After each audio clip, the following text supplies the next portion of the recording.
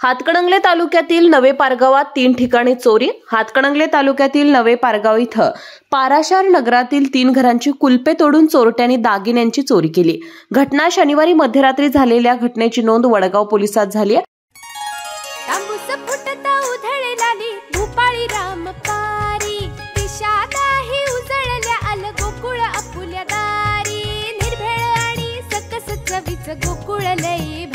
गोकुळची दर्जेदार दुग्ध उत्पादने।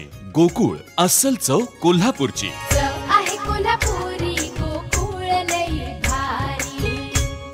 तळसंदे नवे पारगाव दरम्यान पाराशर नगर येथील सुहास डोईजड यांच्या घरात राजीव विलास कदम भाड्याने राहतात। पती पत्नी शिक्षक उन्हाळी सुट्टीसाठी निपाणीला गेले होते। राजीव कदम यांच्या घराचे कुलूप तोडून चोरट्यांनी तिजोरीतील रोख 8,000 रुपये चोरले। दुसऱ्या गल्लीत तानाजी विलास जाधव राहतात। नातेवाईकांचे निधन झाल्याने हे कुटुंब कोडोलीला गेले होते। त्यांच्या घराचे कुलूप तोडून चोरट्यांनी प्रवेश केला। तिजोरीचे कुलूप तोडून तिजोरीतील 5 तोळ्याचे दागिने चोरले।